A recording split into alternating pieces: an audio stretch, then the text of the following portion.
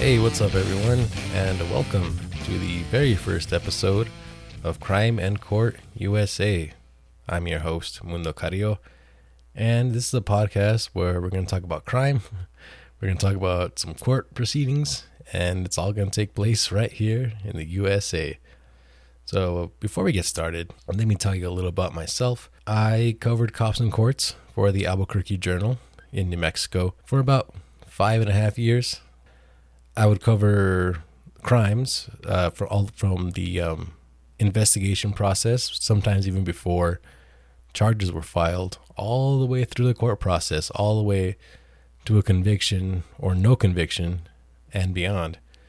And that also included some civil stuff. So not all of it was crime related, but it was, mostly court related, we'll say, because obviously criminal documents are filed in the court system. So it was all related to the judicial system here in New Mexico. And I want to do something else, man. I want to take everything I learned covering the court system here and take the next step.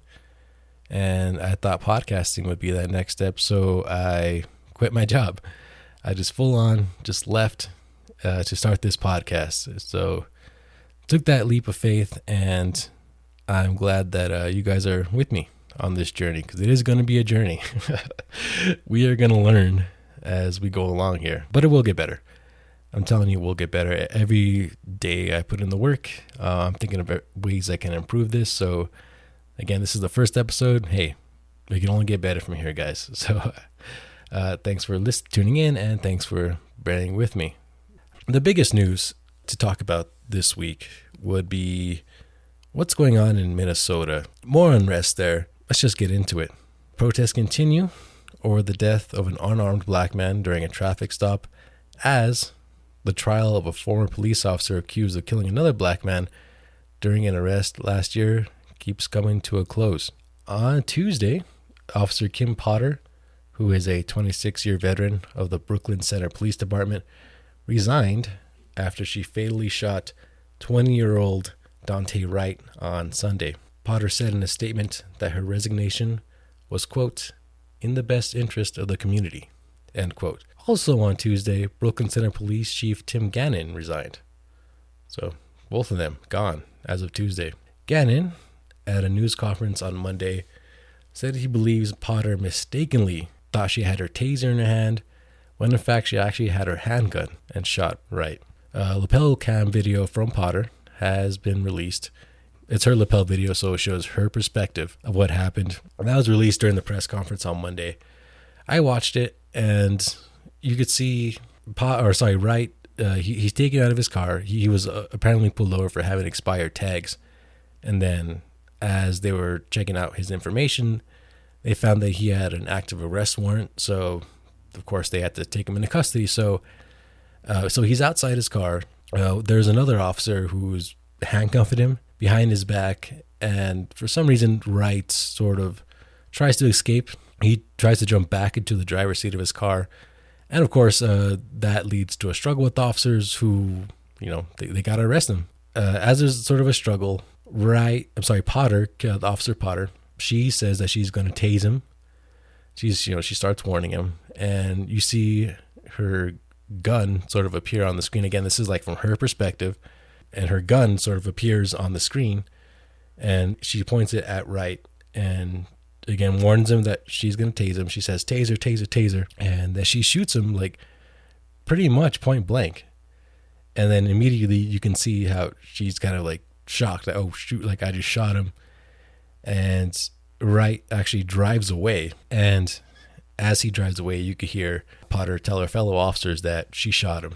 Wright drove for several blocks before he crashed into another vehicle, and he was later pronounced dead at the scene.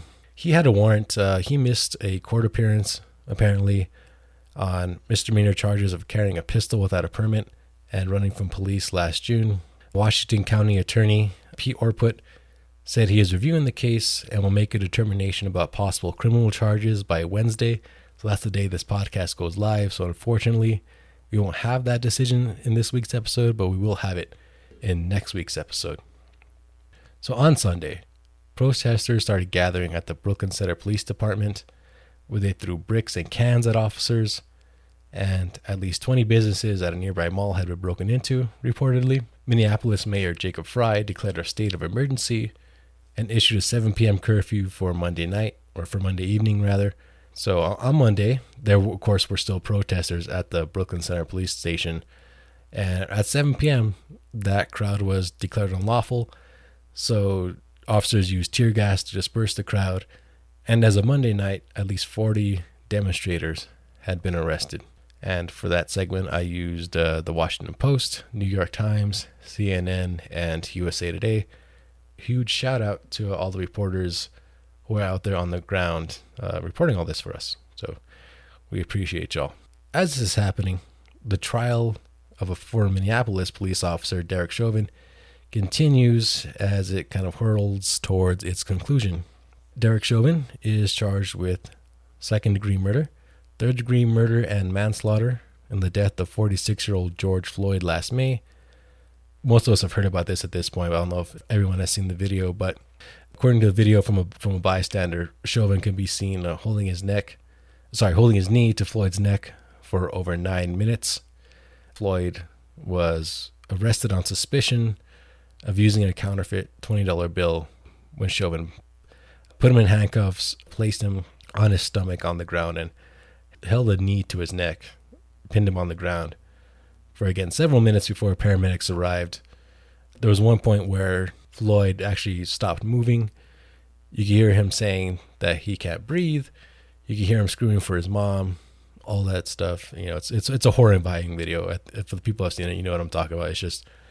It's really hard to watch. So, again, Derek Chauvin is on trial. He was fired not long after that incident last May, and now he's on trial for murder. I'm sure most of you guys know, but for those who don't, during a trial, it's the state's case, right? So the prosecution goes first. The trial started on May 29th, began with opening statements from the prosecution, and then an opening statement from the defense. And then again, it's the prosecution's case, so the prosecution calls all of its witnesses and does what it has to do to prove its case, right? So for the first about 10 days or so, we all heard from the prosecution's witnesses. And so finally on Tuesday, we got to hear from some defense witnesses, some witnesses that the defense was calling to help prove its case, or to help fight its case. So on Tuesday, there was a former police officer and use of force expert named Barry Broad, who said Chauvin's use of force was justified and that it actually followed department policies of the Minneapolis Police Department. That is actually contrary to what Minneapolis Police Department officers said, as they were prosecution witnesses, saying that he didn't follow department policy when detaining Floyd. So that's kind of indirect contradicting to each other. Also on Tuesday, another officer who responded to the call about George Floyd, again, someone called 911 on Floyd because they thought he used a $20 bill to buy cigarettes at a convenience store type place. And one of the officers who got there, or who was there rather, for that, said that the crowd was getting a little hostile towards officers during that whole incident. And that is one thing that the defense mentioned in its opening statement. I actually watched both the prosecution's opening statement and the defense's opening statement. Yeah, the defense tried to say that drugs actually led to Floyd's death. He apparently did a speedball, which is a mix of heroin and meth, in a car shortly before he was arrested. And again, the defense making the argument that those drugs actually led to his death and not asphyxiation from Chauvin's knee. And another thing that the defense kind of hinged on was that the crowd was getting kind of hostile towards officers outside the grocery store, and that kind of made, sorry, I keep like touching the mic stand here, my bad. And that kind of led to Chauvin's aggressive actions, I suppose. Sorry, I know I'm kind of summing up defense arguments and prosecution arguments not so eloquently, but that's kind of the gist of it. The prosecution, of course, arguing that Chauvin's direct actions caused Floyd's death. So we're going to hear from the defense witnesses for a little while. The judge in the case did say that he expects the closing arguments to happen on Monday. And after closing arguments, then the case will go to the jury. And it will stay with the jury as long as the jury needs to come to a conclusion. Now, that conclusion could either be guilty on all counts, guilty on some counts, not guilty of any of the counts, not guilty on some counts, or we could have a mistrial where they basically don't come to a unanimous decision on any of the counts or some of the counts. But again, they're all kind of like murder or death related. Again, charges of murder and manslaughter. So what happens with the mistrial is that the case could be tried again. But if he's acquitted, then that's it. He's acquitted of the charges. Found guilty, then obviously found guilty, and then he'll be sentenced. Again, that's on Monday, so we'll have closing arguments and possibly a verdict by next week's episode. We'll see how that shakes out. Now, I don't really want to give you too much of my opinion on this podcast. I do want to play it straight and give you the objective news as best I can. But I also want to give you my analysis on things as a former court reporter. And that's, I guess, inherently my opinion. But I think this is an uphill battle for the defense. Again, up until this point, up until this recording, we have mostly heard from the prosecution. So we're getting basically one side of it until the defense starts calling as witnesses. So maybe the scales will kind of tip here. But again, just to me, again, this is my analysis. The arguments of a drug overdose leading to death as opposed to the asphyxiation from the knee on the neck doesn't seem as strong. It doesn't seem as strong as an argument as saying straight up that the knee to the back of the head to the neck caused the death. Again, you have to prove beyond a reasonable doubt that someone committed these crimes, so maybe some doubt will seep into a juror's mind, and that can get them off. I mean, who knows? You can never predict how a jury's going to go. Trust me, I've tried, and it doesn't always work out. Conventional wisdom usually is, though, that the longer a jury takes to come to a verdict, the better it is for the defense in some ways, either usually through a mistrial. Honestly, the longer a jury takes, the more likely it is that it will end in a mistrial. Now, with the mistrial, you could retry the case with a fresh jury at a later time, or you could just drop the charges. Back when I was at the Santa Fe New Mexican in New Mexico covering sports, there was a police shooting in Albuquerque where two officers with the Albuquerque Police Department killed a homeless man who was camping out in the foothills east of town. So they were charged with murder, but their case actually ended with a mistrial, which again means that the jury couldn't come to a decision unanimously. I remember, I don't want to misspeak here, but I want to say most of those jurors actually voted for a guilty verdict, but not all of them, right? So that leads to a mistrial, and the district attorney just decided to not try the case again. So they basically had their charges dropped. I don't know what's going to happen here. I do know that officers rarely get convicted in use of force cases. They usually don't even get charged with use of force a lot of times. I think that kind of has changed in recent years as body cameras and cell phone cameras and all that stuff kind of shined a light on what was going on. But yeah, it's hard to convict an officer for something like this. Not saying it won't happen, but it's usually pretty difficult. So we'll see what happens next week. We'll have something for you guys, whether that's closing arguments or verdict, something. We'll keep you guys posted on what's going on with this trial. The biggest trial, I think, in a long, long time in American history. Crazy stuff, man. I remember, so again, this happened last May. I was still reporting for the Albuquerque Journal, and there were protests all over the country. And there was a protest here in Albuquerque that I had to go cover. It was peaceful. So yeah, it started from the University of New Mexico. It went all the way to a park in downtown Albuquerque, a couple miles away, and then all the way back. It's hard to estimate crowd size, right? But I would say there was more than 1,000 people. So everyone marched from the university all the way to downtown and then back. And it was peaceful. It really was. I mean, there were some people spray painting, which is technically, that's a crime. Okay, sure. But, there were no clashes with police. There were no clashes with counter protesters. There was none of that. And so we made it all the way to downtown and back without incident, really. The cops kept their distance, I think, very smartly. They did their jobs as far as making sure nothing got out of hand, and that demonstrators themselves were protected and all that good stuff, but they also kept their distance because, I suppose that they felt they got too close to the protest that there would be a clash. So I think they very smartly kept enough distance to not do that. And at the end of the day, I remember I went home just, thinking about how proud I was for Albuquerque. Throughout the day and throughout that whole weekend, there was like a lot of looting and stuff, a lot of rioting around the country. And I was so proud that Albuquerque didn't do that. But at about 1 a.m., I get a call from my editor saying they're setting fires and breaking windows downtown. Like, oh no, we were so close, man. We were so close. So yeah, I get up. I was like about to go to bed. I had a long day of walking, It was a super long day. And I think I had to cover like an active shooter situation in the morning. So it was a super long day. I'm like, so I get up, I drive downtown. Sure enough, there are people breaking windows.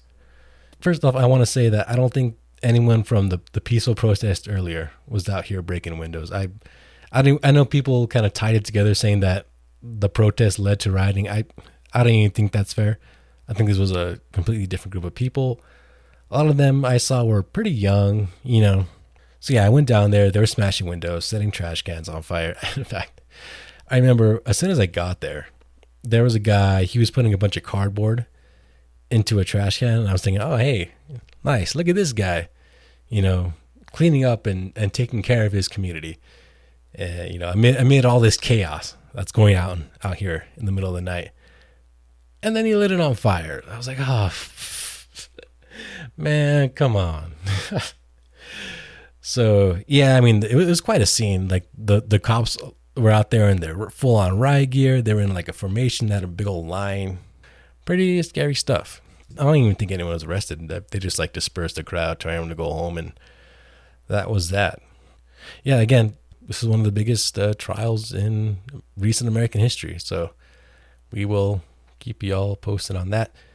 And of course, the source that I used for this segment were the Washington Post, the New York Times, CNN, and my own memory.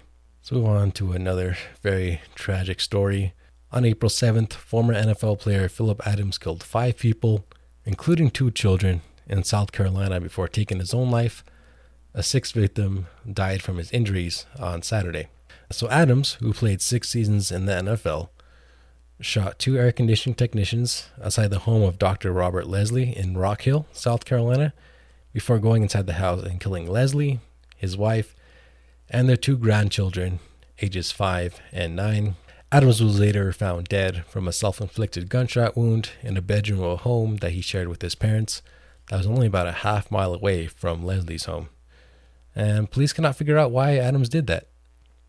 I saw some stories that said that Leslie treated Adams. I'm not sure what for. Obviously, that's confidential information. That's protected medical information. But the 2 did have a relationship, and they couldn't figure out why this happened. So, very tragic there. But I wanted to bring this up because, by all accounts, Adams was just a quiet guy. Didn't show any violent tendencies, and he pulled something like this. And I think this is very common with former NFL players due to CTE, due to the brain damage that they get from playing football. I don't know if you guys saw the ESPN 30 for 30 about Junior Seau. Junior Seau is very near and dear to me because I was born in San Diego. I have a lot of family in San Diego. So I grew up a huge San Diego Chargers fan. And I love Junior Seau. He was the reason I wanted to play football as a kid. And just watching that documentary, which is really good, by the way, you guys check it out if you haven't seen it.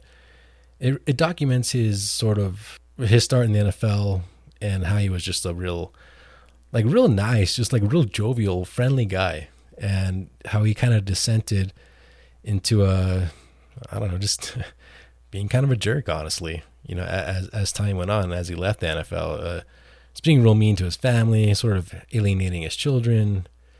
That kind of stuff. He kind of, his personality just really changed. And you see that a lot. I think I heard that about Dave Duerson, who was on the 85 Bears, who was considered the best team of all time. And, he again, described as a real nice dude and was kind of mean towards the end of his life. And he did take his own life, just as Junior Seau did. So I love football, man. Like, I really do. I played it when I was a kid. It was really the only sport that I was ever really decent at. And I love watching it on Sundays, Saturdays and Sundays, right? You got the college on Saturday, the pros on Sundays, and I don't do anything over the weekend during football season because I'm just glued to the TV watching football. But I got to tell you, man, it's been getting harder and harder to watch, just knowing what the game does to people. I mean, it completely ruins their lives sometimes, and that cannot be overlooked. It really just can't. I highly recommend a book called League of Denial. It was about how the NFL basically did everything it could to cover up the fact that football causes brain damage. Really good book, but it also documents a lot of former players who were affected by the brain damage they got playing football. The CTE, that basically causes a neurodegenerative effects that include mood swings, memory loss, impulsive behavior.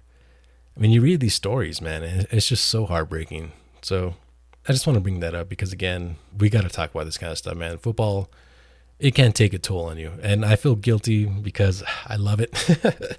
A lot of people love it. I mean, it's huge. It's absolutely huge here in America. We all love it. It's our new favorite pastime. Sorry, baseball. It is what it is. But a lot of people love it, man. I think it's important to understand that it does cause these kinds of issues. Even a few years back, in 2012, Kansas City Chiefs linebacker Javon Belcher, he fatally shot his girlfriend, 22-year-old Cassandra Perkins. He then drove to Arrowhead Stadium and shot himself in front of general manager Scott Pioli and head coach Romeo Crennel. He was only 25, and he played in all 11 games for the Chiefs that season. He was a contributing player and took his own life. I don't know if it was CTE that caused that, or if he was just a violent guy already in general. But I mean, something was wrong there, man. Of course, rest in peace to him and his girlfriend. Very sad, very sad. Actually, scientists are going to study Adams's brain. Actually, scientists at Boston University are going to study Adams's brain for CTE. And I remember, and if you read the book, League of Denial, which again I highly recommend, after Junior Seau killed himself, there was like a mad dash among scientists to try to get his brain, to try to study it. He wasn't dead for too long before family members started getting hit up by all these scientists wanting his brain. Can you imagine? But again, I think we need to understand what's really going on here. League of Denial, 30 for 30 by Junior Seau. Go check it out. Good stuff. And of course, for that story, I used sources from CNN, the New York Post, and ESPN. Lastly, I kind of want to mention something going on with the Supreme Court. I don't want to get into it too much because it's kind of new and we'll see how it goes. But President Joe Biden signed an executive order that creates a commission to study Supreme Court reform. That commission will look at the size of the court and lifetime appointments. For some reason, I've been hearing about this effort, or not an effort, but just a talk of expanding the Supreme Court. People saying that will make it too political, and they think that Democrats are expanding it to get more influence. Most of the justices on the court now are conservative, so they kind of want to tilt the scales, I guess. Pardon the pun. Yeah, we'll see. Again, that's new. That just got established, so we'll keep an eye on that. Actually, Justice Stephen Breyer, he said that expanding the court would erode the public trust because it would make it political. So people don't like politics in the Supreme Court. Although, I mean, it's always mentioned how one judge is conservative, another judge is liberal, stuff like that. It already is like a political thing. As much as people like to think it's not, it really is. And making it more political, some argue. Making it bigger will make it more political, some argue. We will keep an eye on that. And that's about it for this first episode. If you made it all the way to this point, thank you. I appreciate that. Again, I don't come from a podcasting background. I come from more of a print background where I don't even have to talk, really. So this is all new to me, but everything's going to get better from here. So I appreciate y'all making it to this point. I appreciate you guys helping me on my journey here as I start this. Yeah, we'll come back better next week, man. We'll come back. Appreciate y'all. Maybe you can hit me up on Twitter at Mundo Carrillo. Oh boy, what else? What else should I let you guys know? That's about it, man. I'm planning on publishing these every Wednesday. So look out for these every Wednesday on podcast services. And I'll be back next week. Later.